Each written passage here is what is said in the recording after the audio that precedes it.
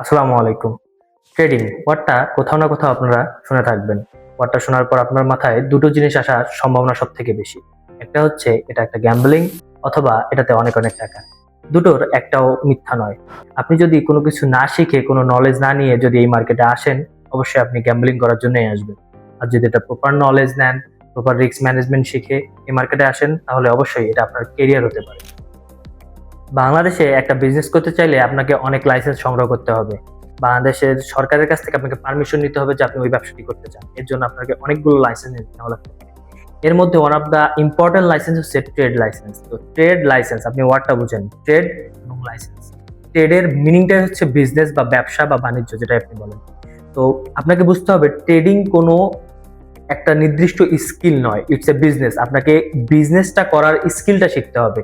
আপনি যখন ইউটিউব বা টিকটক বা ফেসবুক, যেখানেই আপনি ট্রেড ওয়ার্ডটা শিখেছেন, শুনেছেন, ওই সময় আপনি শুনে থাকতে পারেন যে ট্রেড শিখে ঘরে বসেই টাকা কামান। আপনার কাছে এই ধরনের একটা ফিলিং আসতে পারে যে কোনো একটা স্কিল শিখবো, এই স্কিল দিয়ে আমি হয়তোবা অন্য কারোর কাছে উপার্জন করব না। এর জন্য আপনাকে প্রপার মানি লাগবে, আপনার আপনার জ্ঞান লাগবে এই ব্যবসাটা কিভাবে করতে হয় সেটা জানার জন্য। এরপরে আপনি ট্রেড করতে পারবেন।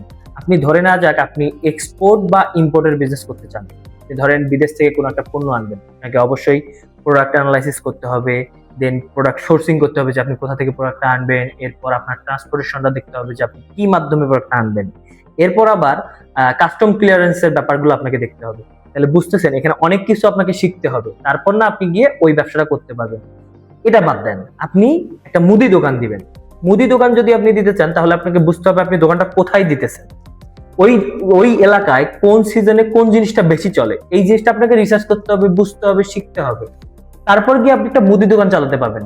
আর এই যে ট্রেডিং, যে আপনারা শুনেন যে হ্যাঁ আপনি স্কিল শিখবেন, স্কিল শেখার পর আপনি ঘরে বসেই টাকা কামাবেন, এটা ব্যাপারটা এরকম না। আপনি আসলে স্কিলটা শিখবেন বিজনেসের। ইটস আ বিজনেস, এটা অন্য কোনো কিছু নয়। যে আপনি একটা ভিডিও এডিটিং, এখন তো অনেক কিছু মানুষ অনলাইনে করে থাকে, ভিডিও এডিটিং আছে, এরপর ওয়েব ডেভেলপমেন্ট, এসইও, আরো অনেক অনেক অনেক জিনিস আছে, সেটা আপনারা সবাই জানেন। ওগুলোর মতো এটা না যে আপনি একটা ঘরে বসেই টাকা কামান, বিষয়টা এরকম না। ঘরে বসেই কামাবেন, হ্যাঁ, কিন্তু আপনি একটা বিজনেস শিখে কামাবেন। এটা কোনো অন্য কোনো স্কিল নয়, এটা ব্যবসার স্কিল শিখতে হবে অবশ্যই আপনাকে। তো বুঝলেন যে ট্রেড আসলে বিজনেস, যেটা করতে হয় শেয়ার মার্কেটে। ধরেন আমরা দুইজন একটা ব্যবসা করব, আপনার কাছে 5,000 আছে, আমার কাছে 5,000 আছে, আমরা একটা ব্যবসা শুরু করছি এবং ব্যবসাটা চলতেছে। আমরা জানি যে আর 10,000 টাকা যদি আমাদের কাছে থাকে, তাহলে ব্যবসাটা খুব ভালোভাবে হবে। আমরা কি করলাম, আমরা আমাদের 5 জন বন্ধুর সাথে শেয়ার করলাম যেটা আমাদের বিজনেস, আমরা এই করি, তোমরা যদি আমাদেরকে টাকা দাও 2,000 করে, তাহলে আমরা আমাদের প্রফিটের অংশ তোমাদের সাথে শেয়ার করব। এইভাবে ওদের কাছে আমরা টাকা নিলাম। এরপর মানে এখন কোম্পানি কত টাকার, 20,000 টাকার। তার মানে কি 50% আপনার এবং আমার, আর বাকি 50% আমাদের বন্ধুদের। তো এখানে যে লাভটা হবে তা আমরা ওদের সাথে শেয়ার করব। ইভেন এখানে যে লস হবে তাও আমরা ওদের সাথে শেয়ার করব। এই জিনিসটাই হচ্ছে শেয়ারে বিজনেস করা। আর এই জিনিসটা যখন আপনি একটা প্রপার একদম অথরাইজ কিছুতে হয়, সেটা অথরাইজ যে জায়গাটাতে হয়, সেই জায়গাটা হচ্ছে শেয়ার মার্কেট। তো এর ধারণা আসে 1602 সালে পর থেকে, যখন Dutch east India company Amsterdam stock এক্সচেঞ্জের মাধ্যমে পাবলিকলি তাদের শেয়ার বিক্রি করা শুরু করে। তখন থেকে মানুষের মধ্যে শেয়ার মার্কেট ব্যাপারটা অনেক পপুলার হওয়া শুরু করে। আর এই শেয়ার মার্কেটে আপনি ইনভেস্ট করতে পারবেন এবং ট্রেডিংও করতে পারবেন।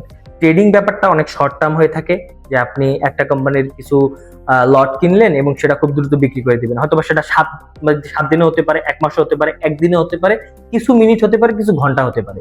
এটা হচ্ছে ট্রেড করা। আর একটা হচ্ছে ইনভেস্টমেন্ট। আজকে আপনি কিনলেন এবং 5 বছর 10 বছর পর আপনি দেখবেন যে ওই টাকাটা আপনার কিভাবে গ্রো করতেছে, বা ওটা গ্রো করলো নাকি লস করলো, এই জিনিসটা হচ্ছে ইনভেস্টমেন্ট। তো আসেন, ট্রেডিং তাহলে করতে হয় কোথায়? শেয়ার মার্কেটে।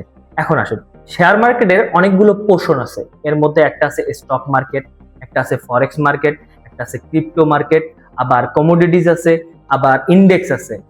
বেসিক্যালি ফরেক্স এবং ক্রিপ্টোতে এখনকার সময় এই যে ডিজিটাল যুগে ক্রিপ্টো এবং ফরেক্স, এই দুটো জায়গায় সব থেকে মানুষ বেশি ইনভেস্ট বা ট্রেড করে থাকে।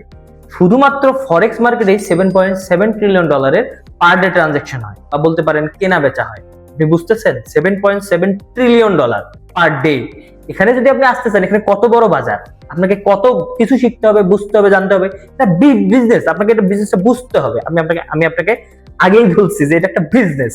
তো স্টক স্টক ব্যাপারটা হচ্ছে কি, কোনো একটা কোম্পানির শেয়ার আপনি কিনতে পাবেন, বেচতে পাবেন, এই জিনিসটা হচ্ছে স্টক মার্কেট। এবং ফরেক্স মার্কেটটা হচ্ছে কারেন্সির দামের ওঠানামা হয়। বাংলাদেশের টাকা আর ইউএস ডলারের যে দামের তারতম্য হয়, এটা আসলে সাপ্লাই এবং ডিমান্ডের জন্য হয়। যদি সাপ্লাই বেশি থাকে এবং ডিমান্ড কম থাকে, তাহলে ইউএস ডলারের দাম কমে। আর যদি ইউএস ডলারের সাপ্লাই কম থাকে এবং ডিমান্ড বেশি থাকে, তাহলে এর দাম বাড়ে। তো এই যে জিনিসটা, এই যে বিভিন্ন দেশের কারেন্সির যে দামের ওঠানামা, এটা নির্ধারণের যে মার্কেট, এটা হচ্ছে ফরেক্স মার্কেট। এখানে সব থেকে বেশি মানুষ ট্রেড করে থাকে। ক্রিপ্টো তো আপনারা সবাই চেনেন, ক্রিপ্টো, বিটকয়েন, ইথেরিয়াম, সলোনা, আরো অনেক আছে। এগুলো আপনি শেয়ার মার্কেটের মাধ্যমে কেনাবেচা করতে পারবেন। এরপর আছে কমোডিটিস ব্যাপারটা হচ্ছে ন্যাচারাল রিসোর্স যেগুলো আছে, অয়েল হতে পারে, গোল্ড, সিলভার, গ্যাস, এই যে ব্যাপারগুলো, এগুলো আপনি কেনাবেচা করতে পারবেন। এগুলো ইন্টারন্যাশনাল মার্কেটে, এই শেয়ার মার্কেটের মাধ্যমে এদের দাম বাড়ে কমে। যখন ইন্টারন্যাশনাল মার্কেটে সবার চাহিদা বেশি থাকে, সবাই বেশি কিনে, তখন এটার দাম বাড়ে। আবার যখন সবাই বেশি সেল করে, তখন এটার দাম কমে। এটা হচ্ছে কমোডিটিস মার্কেট। আবার আপনি চাইলে বিভিন্ন দেশের সরকারি ইন্ডেক্সেও টাকা ইনভেস্ট করতে পারবেন। এত মার্কেটের মধ্যে ফরেক্স মার্কেটটা সব থেকে বেশি অ্যাক্সেসিবল। আর আপনি যদি ফরেক্স মার্কেট শিখতে চান আমার সাথে, তাহলে আপনি আমার ইউটিউব চ্যানেল সাবস্ক্রাইব করতে পারেন এবং টেলিগ্রাম চ্যানেলে জয়েন করতে পারেন। আমরা একসাথেই শিখবো। আমার জ্ঞানের পরিধি খুব একটা বেশি নয়, কিন্তু আমরা একসাথেই শিখতে পারি। আমি যেটা জানি না, একসাথেই আমরা জানবো। আপনি যেটা জানেন না, আমি সেটা আপনাকে জানাবো। আমরা কোনো আমি শেখাবো, আপনি শিখবেন, এরকম নয়। আমরা একসাথেই শিখবো। এর জন্য আমি রোড ম্যাপ করবো। আমার অনেক দিনের অভিজ্ঞতা আছে, যেগুলো আমি ইনশাল্লাহ আপনাদেরকে দিব। এবং আপনি আপনার যে জিনিসটা বুঝেন না বা আমার থেকে বেশি বুঝেন, সেটা আমি নিব।